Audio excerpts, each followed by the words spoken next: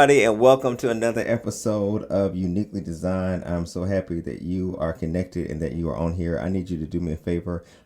If you have the ability to share with anybody, go ahead and share this. Even if you're listening to this, you can send it through text message or whatever, or you're watching it by YouTube. Of course, make sure you like and subscribe to this podcast. I really appreciate you for watching and for supporting or listening, sharing your comments, or any of those different things. I appreciate it. And as you know by now, I always get to have great conversations with amazing people. And today will be no less. I get to talk to the fitness guru himself, Brother Dale Robinson. So welcome to the podcast. Yes, thank you for having me. Yeah, I appreciate it. Really, honestly, I am excited about this conversation. One, there's few people, and this is not an indictment on anybody, but there's few people that you meet that you immediately like, that's a good guy, that's a good dude, and when I don't know and didn't know a lot of your story at all. I had no clue of it, but I remember walking away from the very first encounter, just meeting you, and I was like, I think I want to have a conversation with him, and so I'm glad that you are here. Yes, we have the same barber. Yeah, so you had the same barber, I guess we should give him a cut of this interview. so I'm grateful for that. But I want to talk about today really the mentality that it took you to go on the journey that you've been on, and what it's taken, because, even the whole guru, and he has a book too. Make sure that you get his book. We'll probably talk a little bit about that, but just that mentality that it took you to rise through life to where you are. So however you want to start with that, it's a loaded question. It's definitely loaded. I always start there. But first I got to say, God brought me through. That's first and foremost. That's how I'm here today, be able to actually sitting here speaking to you, talking to you, doing everything that I'm able to do in this world. But on another side of that, you have to have resilience. And you also gotta know who you are and understand once you find your gift, and your purpose in life, you committed to do that thing because somebody gave you that purpose and gave you that gift for a reason, not to hoard it and hide behind it. No, give it to the world. So every day I wake up and just figure out, okay, what can I do to better people's life, and I take all my things that I've been through in life, and I lay it out on the table. I don't hide from nothing that I've been through. I don't hide from nothing that I did, and that gives me peace. And then also sometimes I give other people's peace too, just to let them know I ain't the only one that's going through something, But my mentality is just bounce back, So I want to go back, yeah, childhood back. Do you or can you point to anybody or a group of people that you say, my first lessons in having resilience and bouncing back can point back to? Oh, for sure. When I played high school basketball, my high school basketball coach, he's all about mental toughness. And I mean, I played point guard since I was a sophomore at high school, and a lot of guys didn't even actually play. But at the time, I was the only black on the team, and I played with a bunch of boys that would live in the country club and stuff. But I was always the one that he was always on, and he always broke me down. But also, he knew that I had the ability to bounce back. And when I figured that out, now you can't break me, And then by the time I became a senior, every time he would say something or get on me, I would just laugh, and he'd be like, "You always laughing," I'm like, because now I'm mentally tough enough to take whatever comes my way, adversity, obstacles, adversity, whatever it is. That's just that point where I've learned to be who I am. That's where I really found who I was, And I shout out to Coach Moore, my high school basketball coach, and I love him like a father. To this day, everything that I do in life kind of stems from him, But I also always see my dad to always bounce back. My dad was a very intelligent man, but he just used it in the wrong manner. But if anything go wrong, I can always watch him bounce back. And I take that. I also take that from him too, though. My dad was he was a very resilient person. Like you tell him he couldn't do something, he's gonna show you. Yeah. You know. Well, I think because, like, say, just from one who has introduced others, from bios and stuff like that. So your bio opens up with the typical what everybody kind of says bio. You know, when it says he's a husband, father, author, entrepreneur, all those things. I was like, oh, that's a really nice guy. Then it says, after 10 years of Yes. federal prison, Yeah. he paved a way or found a way to the path of redemption. Yes.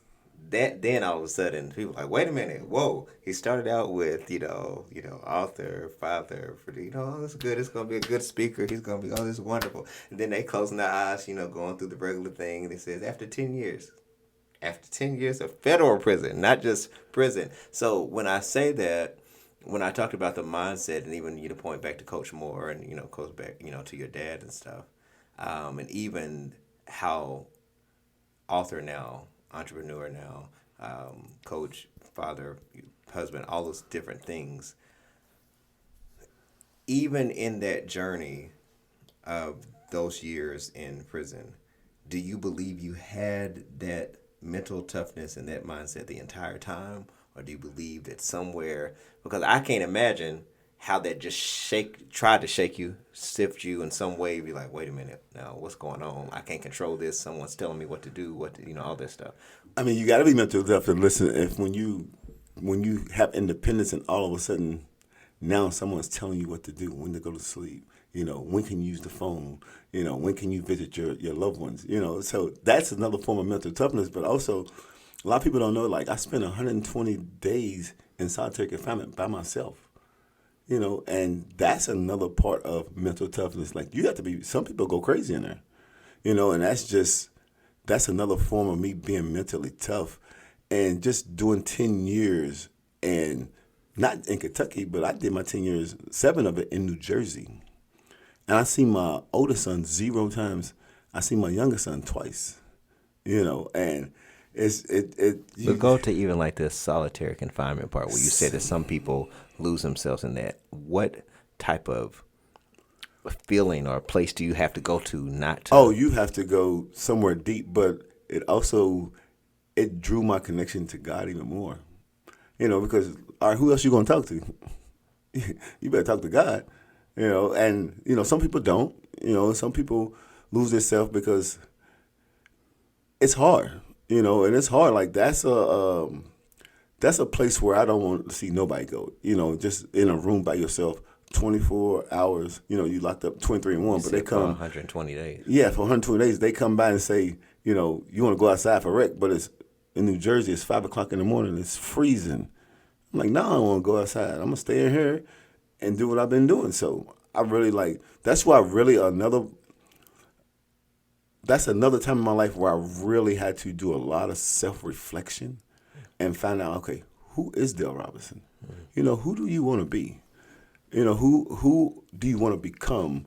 And that's the time I really took that time really to really dig deep and find out, okay, who is Dale Robinson? And it takes mental toughness to say, that ain't you. This is you. This is who you are.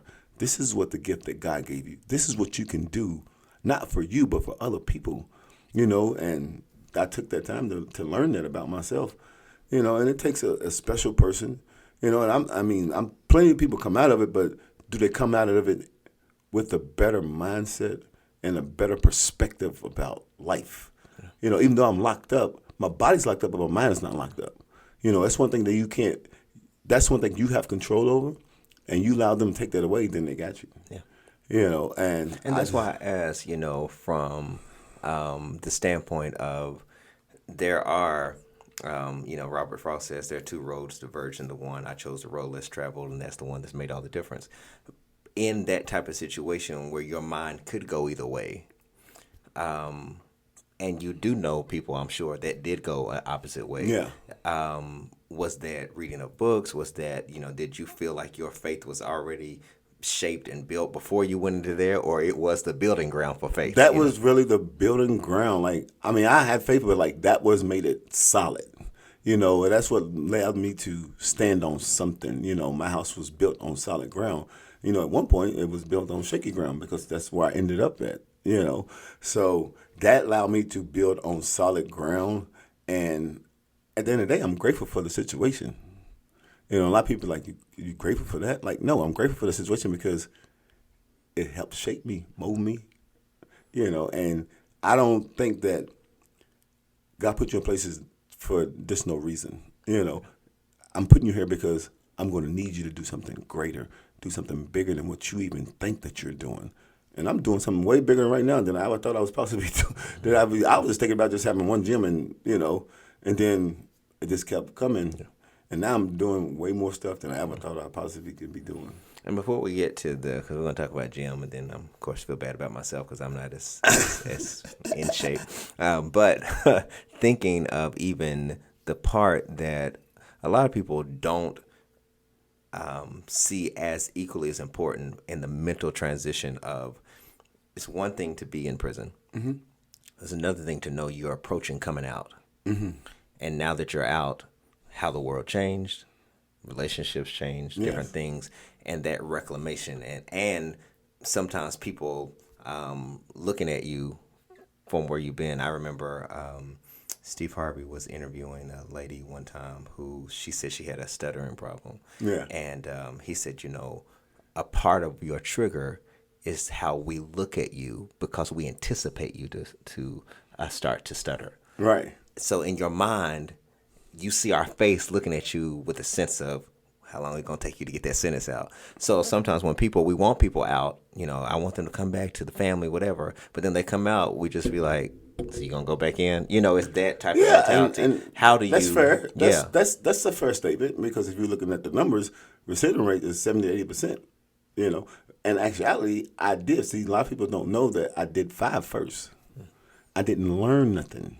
I didn't take the time to learn Dale Robinson. You know what I mean? So I only was out for 19 months. Then they gave me 10.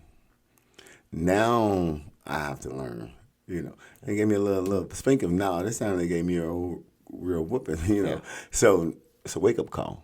But to answer your question, I actually enjoy it because I know they're looking for me to be one way, but then I give them something else. Then they feel like, oh, I can learn something from him. I know people like, oh, he's been in prison. All right, what he gonna say? I'm not gonna say what you think I'm gonna say. I let you judge until I open my mouth. And people gonna judge you until you open your mouth. And once I open my mouth, I got something to say. And I'm not gonna say the typical what most people get out of prison and how they speak and how they talk. So I actually pride myself on educating myself because self-education is one of the best education you can get. I don't have a college degree, but I do have a college degree in life. I do have a college degree in overcoming adversity.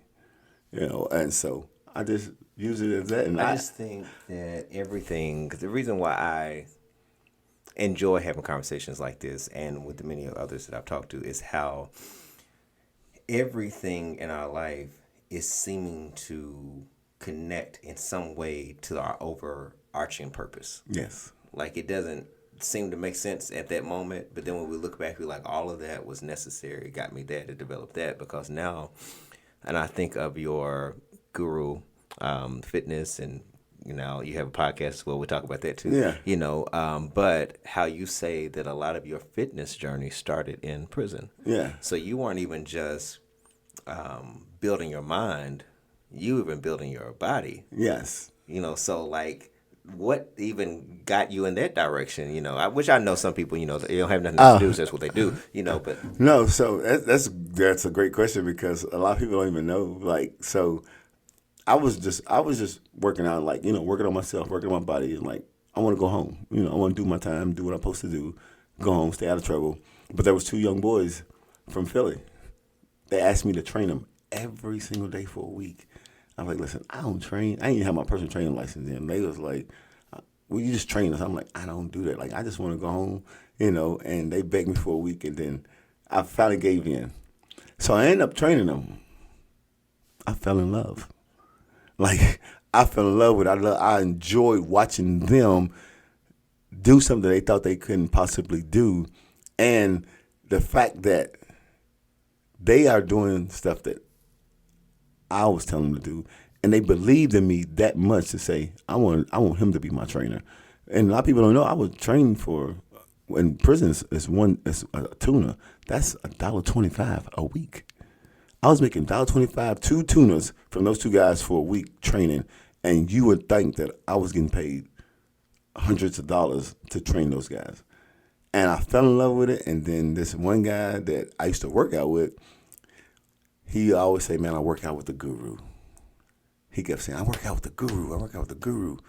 And I just took the name and changed it and said, "I'm gonna have a gym called Guru Fitness when I get out."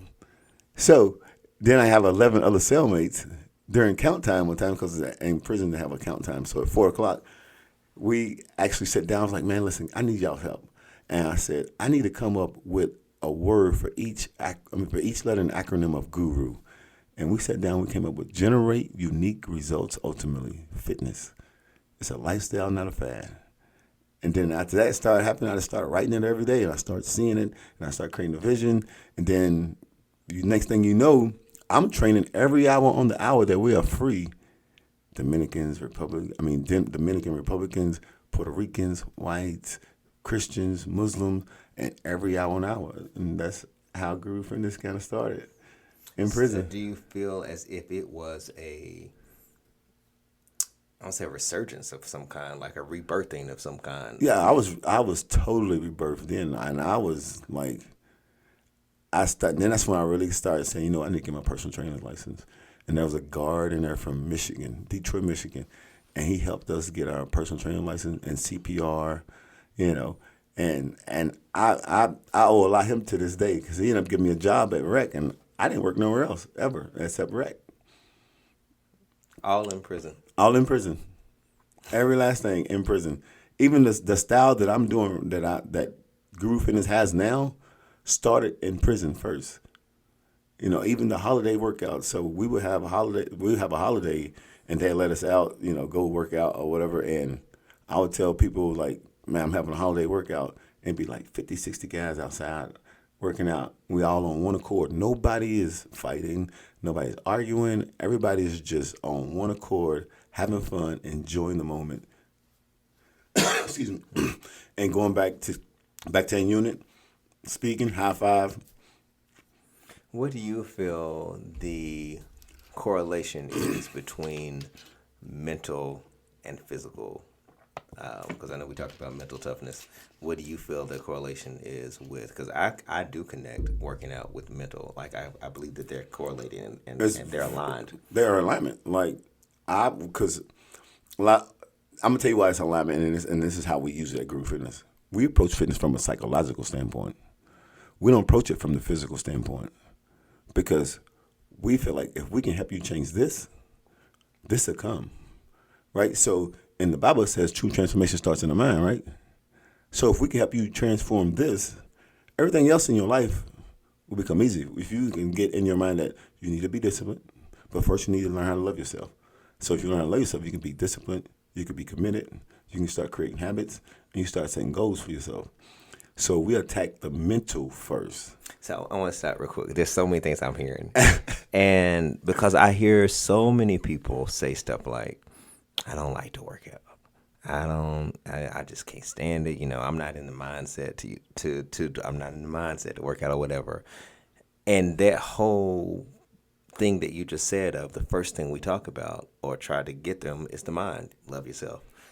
So would you say, I'm just going out on a ledge, those people who are having those internal dialogues and conversations like, "I don't like this," whatever, is really a deeper conversation of, I might not really like myself. Exactly. It's not working out. No. I don't even want to work on my mind or work on myself. Possibly. I'm just, asking. Those are real because some people don't like themselves. They haven't learned to love themselves, but it didn't start right then. It started when there was a childhood. There's a deeper root. And even like when I life coach people, like I got to get to the root of the problem before we can correct the situation. And that's what we do. Like even like we have just general conversations with the people that come in our gym, and we find out just a little bit about them because we're big on relationships. Because if we can build a little bit more about themselves, and then that's also stems from the top. So if I come and I be vulnerable and transparent and raw and real relatable, it makes them feel that much easy, you know. So, but sometimes people don't like themselves, but we actually have tools and exercises to think them just a little bit, start learning like, who am I? Why do I not love myself? Have Am you I had different? anybody just resist that approach?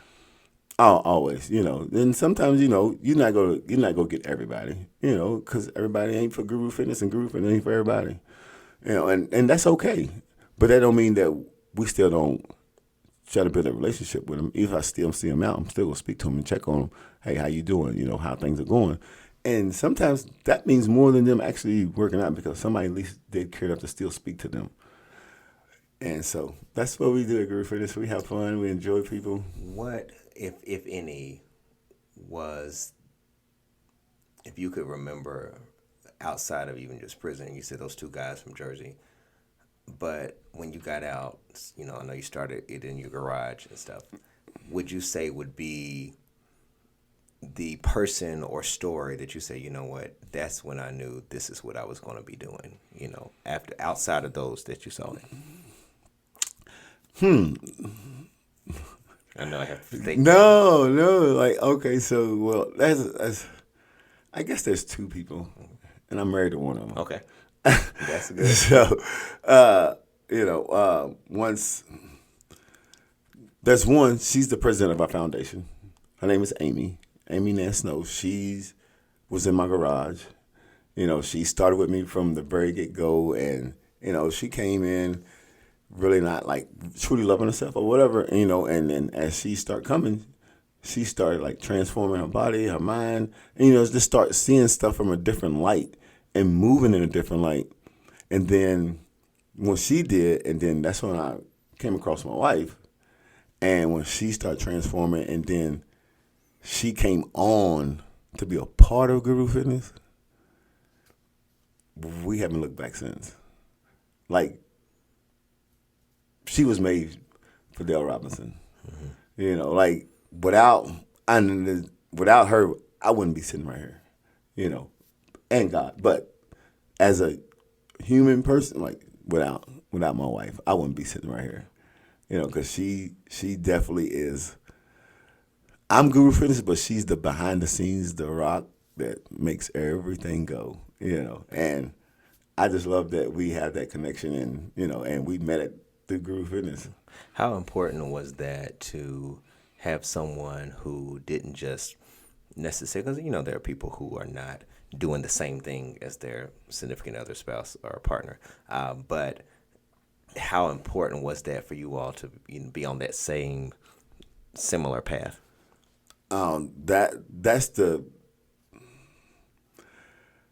That's so important. That is like the pinnacle point of Guru Fitness, because especially she understood and understands, okay, what we're trying to do and where we're trying to take it, and she's all on board. But it's so unique that she attached herself to my dream. You know what I mean? Like, and just from, yeah, okay, he's a guy out of prison, and he's doing this or whatever. But like she like really believes in, like, no, you have something, and I'm with it. Like, let's go. And to the point that she quit her corporate job. We had a $300 wedding. We had the rubber rings. We didn't spend money on the big lavish wedding, and no, to nobody that wants that, but we just knew that we had something different. We was meant to be doing something different. So we chose to put our money into our first gym. And on top of that, she took her 401k out and was like, I'm in. I believe in you. And that to me, like, that was the point. Like, my wife says she believes in me, and, like, let's go then, And I'm always forever be in debt with her, but, I love it, and I love her to death. And we bump heads because we're, like, two different. Like, I'm the gorilla part, like, and she's like the turtle, like, slow down. Like, dot that I, cross that T, and I'm like, Oh yeah, like all right, but we make it work, and we both understand each other's personality. So it make it work. Like I know I'm going to be ready to go. I know she's gonna be like slow down, so I'm already prepared. Yeah. You have 3 locations? Yes, we have 3 locations. Surprisingly, you might be having another one. Okay. Yeah, All right. out of Kentucky. Okay. Yeah, so I mean, I don't. Okay. We are this Friday. We will be officially in Michigan. Wonderful. So that would be 4. Yeah. Yeah. 4. We will have 4 Guru Fitness. And What do you, in a broader scheme, I remember someone said years ago, and I don't know who quoted, but it's been said so many times. I don't know who originated, but it says that God can dream a bigger dream for you than you can dream for yourself. yes, Did you see multiple locations? Did you? I know you started, from not two at all. two boys coming. No, To, no, not at all. And because my dream was like, all right, we're gonna have this one in Frankfurt. We're gonna make it. The thing in Frankfurt. This is gonna be the household name. This is gonna be the brand of fitness in Frankfurt. And then things start changing. So now we're gonna be the brand of the fitness of the U.S. But we start here and then we start growing out slowly but surely. We're not in no rush. But we just can't waste no time. not in a rush, but we can't waste no time. Yeah. Oh, that's good. Y'all better tweet that, say that, put a T-shirt with that. Not in a rush, but we can't waste no time. Yeah. That's good. That's Yeah. very good. Which really, in essence, equates to everything is intentional. Everything's intentional. I'm intentional. My wife pulled up something today. She has a calendar, and it's a purposely calendar. Like everything she does is for purpose, on purpose, with purpose. She is very organized, and she is a God-fearing woman. She's wrote 21-day Bible studies. She has wrote a book, a children's book. She had her own brand. She has her own brand called the Covering Mama. She prays over her family. She is the rock with my boys and my little girl. She is the one that holds us down. So let's talk about even your book. In addition to her book, we'll have to bring her back too. To your book, like where did you say, I'm gonna write this down?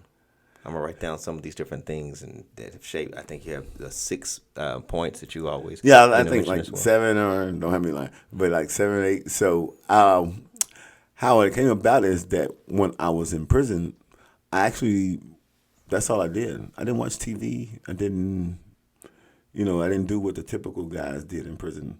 I put my nose in the book because they say if you want to have something from a black man, put it in a book. Not this one. Yeah. So I turned my prison cell into a classroom and I started reading books and I read a lot.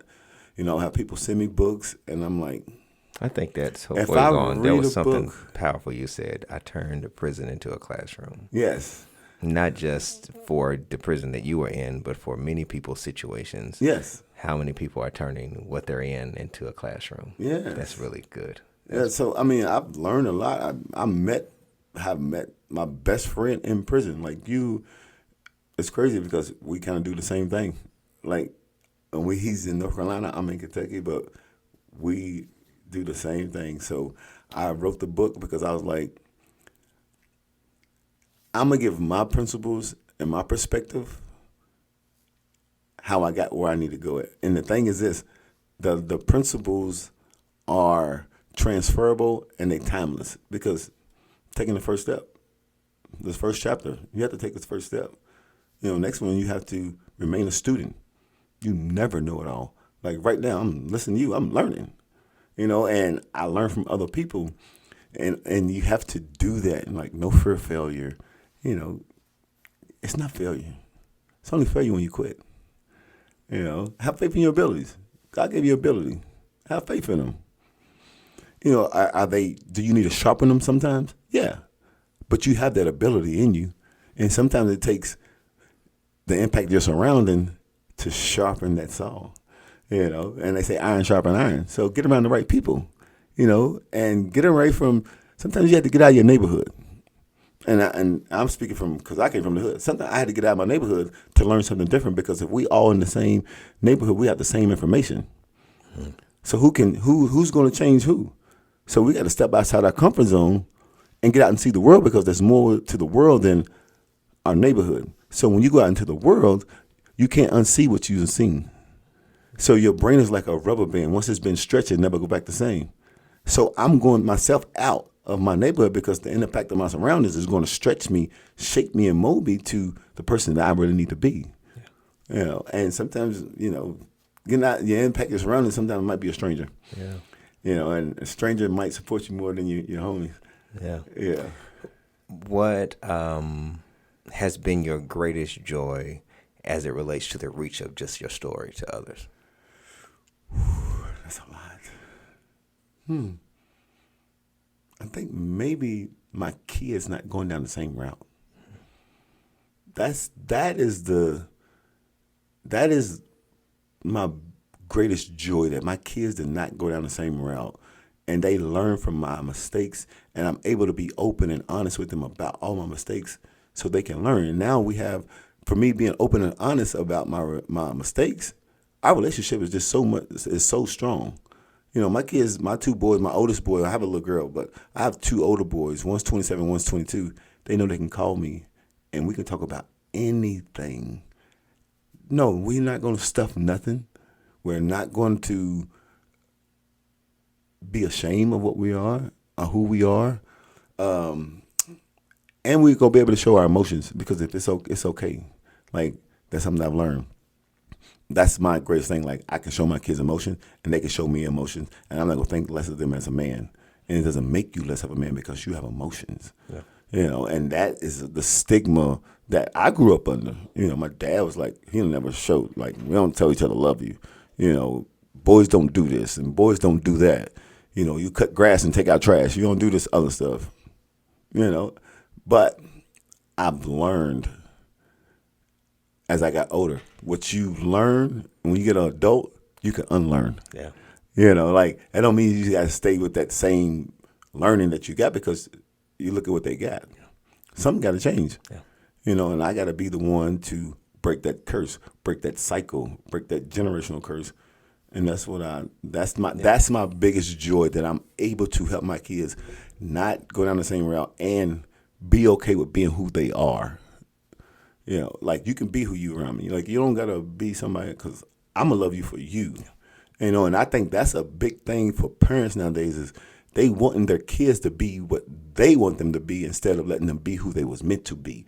Because God didn't give you, he made them kids for him, the way that he likes them, not the way that you like them. Mm-hmm. You know, and then that puts that pressure on those kids. Now is the stress, now is depression, and now we start talking about this mental health. And sometimes the mental health starts in your household, because your parents don't put so much on you. Now you stressing because they maybe have these so crazy high expectations, but they may not be their expectations. You want them to go to college, maybe they don't want to go to college. Let them figure it out a little bit. Yeah. You know, you can't place because I learned this from Jim, that some parents put their expectations of what they wanted to do, but they didn't do, on their kids. So now your kid got all your pressure and their pressure and society and social media pressure all on them. What happens next? They explode. Yeah. Yeah. You know. And you've been not just pouring into your own children, but even into others, you know, to others. Yes. So that's been a great passion for you. That's my passion. I love to sit down and talk to kids, and, you know, and just give it to them raw, you know. But the thing is this, when I go speak, I'm very intentional about how I show up. You know, like, I'm not going to show up.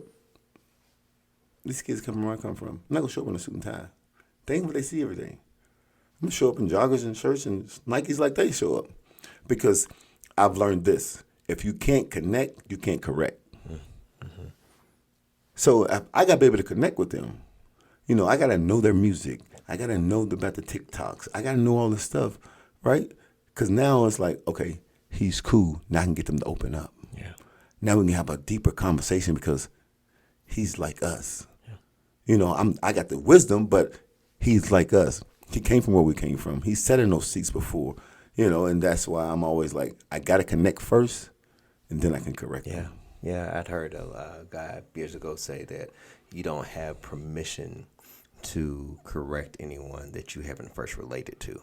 Yeah. Like you don't know me. I went to Alabama and they brought me in, and I don't know the speakers that they brought in, but when I got through, the kids was like, "Man, when you coming back?" Like, and they still like I follow every last one of them on social media, and they love it, and I still interact with them. Like if I post something from when I was down there, I still tag them.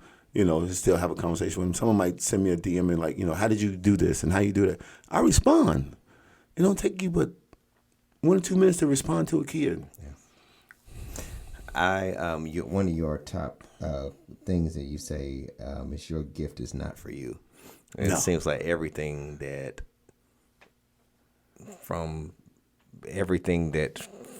probably prison and on, it's always been someone's been identifying something in you and pulling that out of. Even Coach Moore, everybody's been pulling that out of you. Did you land on that somewhere before? Like, you know what, I don't think what I have is just for me, or did you eventually evolve to that? I evolved to that, and that's actually really when I got out and I look back when I was in prison, I'm like, I was actually giving my gift away, to people in prison, and I was giving them hope, and stuff like that. So now I learn, like, this gift ain't for me. My gift is to be able to give it to the world. Like, am I the tree? Yeah, but the fruit that I bear is not for me. It's for other people to pick up and eat off that fruit. So, like my brother, like my kids, like my community, like my wife, and just people that I run across, is that I'm going to give them my gift because it ain't for me. The things that I went through ain't just about me. It's to teach, it's to lead, teach, and serve other people. Yeah. You said that the prison was your classroom. If you had 5 books that you believe are the guiding principles that everyone should read, what would they be? The Bible first. Mm-hmm. As a Man Thinketh, right? The 4 Agreements.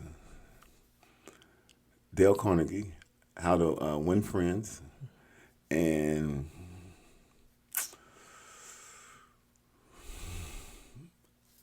I didn't get this book while I was in prison, but it's a book you should get. It's called From Prison to Prosperity by Lynch Hunt. This is a great book.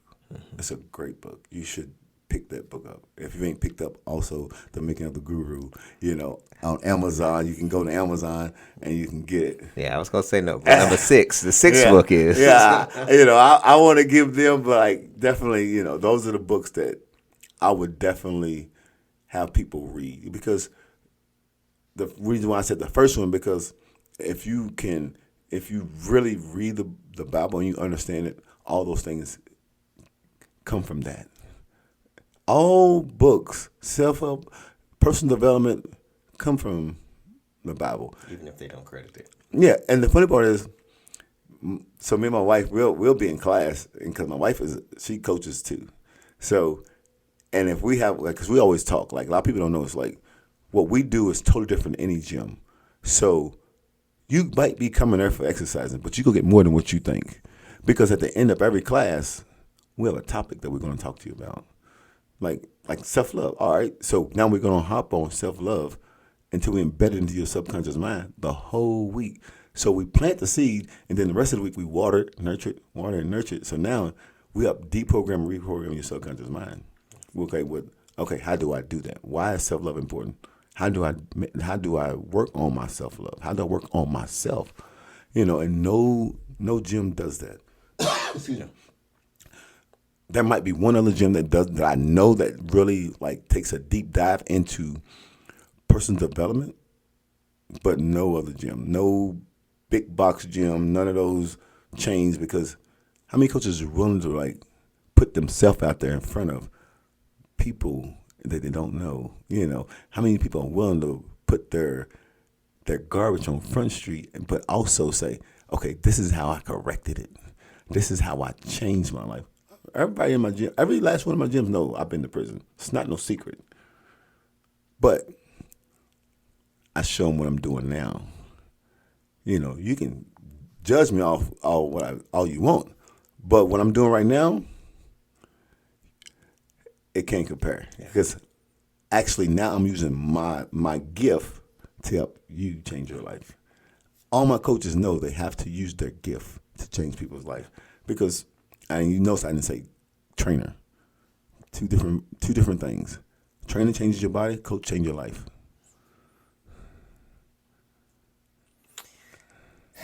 Listen, as I knew this conversation was going to be empowering, I want the people to know how they can follow you, how they They can connect go with you. to Instagram. You can go _ Dale Robinson, DALEROBINSON. You can also go to the Guru Fitness Lex page. You can go to the Guru Fitness Frankfurt page. You can go to the Guru Fitness Georgetown page. And you can go to Guru Fitness LLC. But we also have a new page, a new adventure coming out called the Guru Impact. We also have a Instagram page for that. It's called the Guru Impact. It's going to be on YouTube, and we're going to have it on Apple and Android. You can get that on Google. What's the Google Play? Yeah, we'll have that on there. We're just talking about stories, how Guru Fitness has impacted people's lives, all walks of life. You name it, we got it. So, make sure you check us out. Come if you live in Lexington, Frankfurt, Georgetown, whatever. Michigan. Come and check us out. We offer you a free class. I promise you, your life will be changed. Is there a Guru Fitness clothing line coming out? Maybe. See, listen, people can't give me ideas because I take it back to my wife and then we'll start formulating. I'm just asking. Y'all have a lot of one-liners, a lot of bars. Yeah, so if it would probably be more Dale Robinson because my one of my main liners is done's better than perfect. So I wouldn't be here if it had to be perfect, right? So because nobody would hire me. Nobody would hire me when I got out of prison. Not one gym in Lexington gave me a job. I'm literally like 22 applications and not one gym hired me. So I said, you know what? I'm gonna start my gym in my garage. I only had like a band, like a med ball, one kettlebell, one dumbbell, and we rocked it. If I sit around wait on like it's got to be a perfect, I would never got started because it's never been perfect. Same way with the Warren George Robinson Foundation. We started in Starbucks. There's only 2 people. We have no team. Now we got 30 people on our board. We serve over 800 some kids, all because someone is willing to dance. Make sure you dance because listen, if you got a goal and if you got a dream, right, all you got to do is start dancing. You can dance by yourself. It's okay. You're going to start dancing by yourself. But if you dance long enough, other people go start dancing with you. And I promise you, God will put the right people in your circle to make sure that you continue to dance. But if you never dance, you'll never know. Well, I have nothing else to say. I'm not even going to give you a one-liner. I appreciate you for coming on here. Man, I appreciate you having me. I enjoy it, man. Yeah, I knew it was going to be impactful. I knew it was. I had no doubt about it. Those of you who've been watching, I hope that these few minutes have inspired you, impacted you, made you want to do some work in your own mind so that you can be what you need to be. And thank you for tuning in to this episode. Share it with somebody else. Let it be the gift that keeps on giving. And make sure that, as always, you embrace your own unique design. I'll see you next time.